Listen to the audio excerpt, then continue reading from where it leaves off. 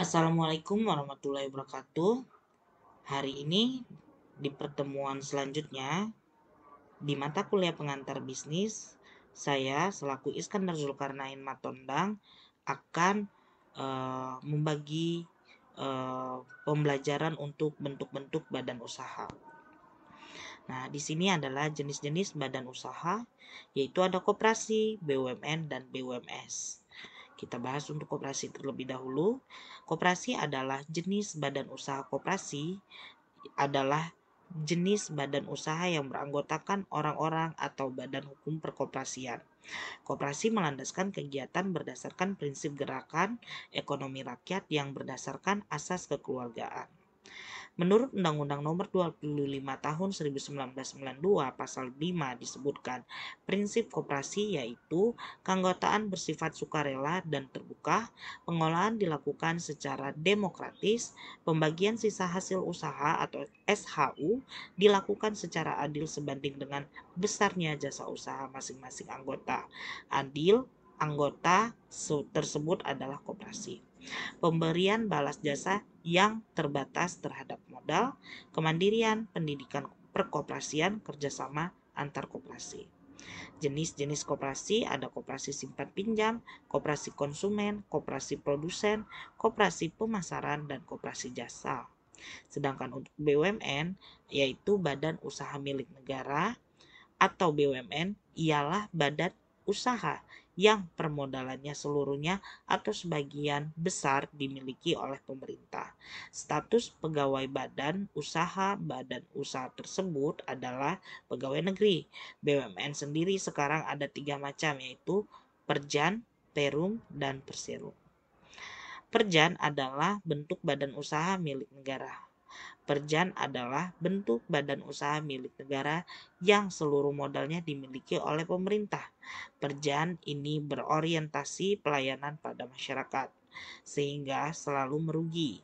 Sekarang sudah tidak ada perusahaan BUMN yang menggunakan model perjan karena besarnya biaya untuk memelihara perjan-perjan tersebut. Contoh perjan adalah PJKA, perusahaan jawatan kereta api, kini berganti menjadi PT KAI. Untuk Perum adalah perjan yang sudah dirubah.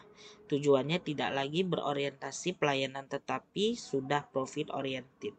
Sama seperti perjan, Perum dikelola oleh negara dengan status pegawainya sebagai pegawai negeri.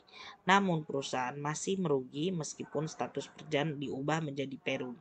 Sehingga pemerintah terpaksa menjual sebagian saham. Saham seperti perjan, Perum dikelola oleh negara dengan status pegawainya sebagai pegawai negeri.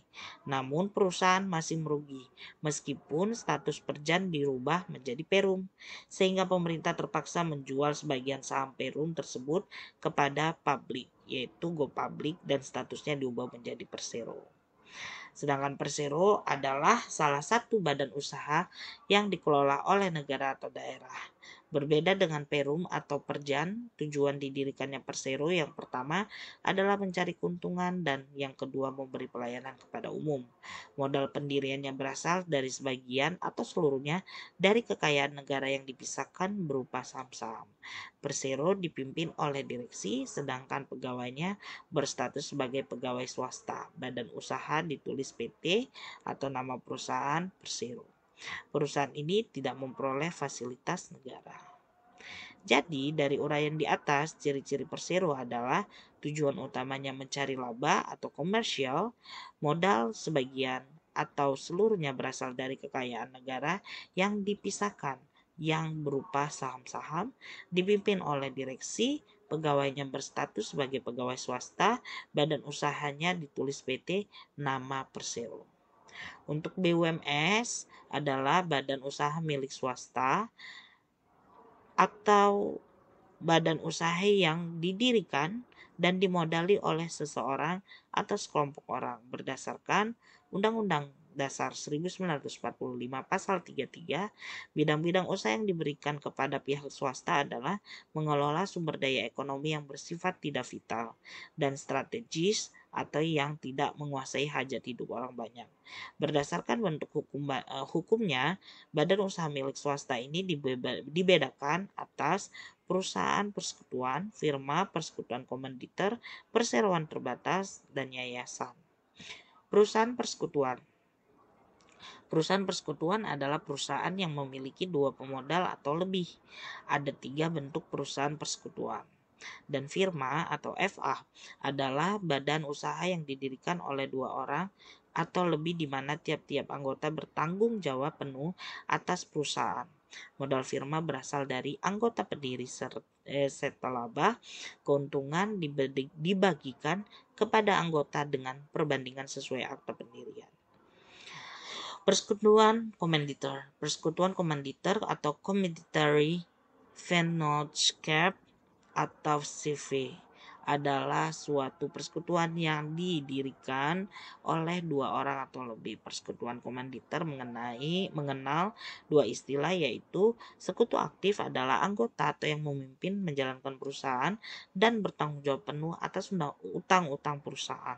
Sedangkan sekutu pasif adalah anggota yang hanya menanamkan modalnya kepada sekutu aktif dan tidak ikut campur dalam urusan operasional perusahaan. Sekutu pasif bertanggung jawab atas risiko yang terjadi sampai batas modal yang ditanam. Keuntungan yang diperoleh dari perusahaan dibagi sesuai kesepakatan. Perseroan terbatas adalah perusahaan terbatas adalah badan usaha yang modalnya diperoleh dari hasil penjualan saham. Setiap pemegang surat saham mempunyai hak atas perusahaan dan setiap pemegang surat saham berhak atas keuntungan atau dividen. Sedangkan yayasan adalah suatu badan usaha tetapi tidak merupakan perusahaan karena tidak mencari keuntungan. Badan usaha ini didirikan untuk sosial dan berbadan hukum. Metode kepemilikan pada bisnis yang ada yaitu franchising, joint venture, merger, dan acquisition. Oke, itu sajalah hari ini pembelajaran untuk pengantar bisnis. Saya ucapkan wabillahi taufiq wal hidayah. Wassalamualaikum warahmatullahi wabarakatuh.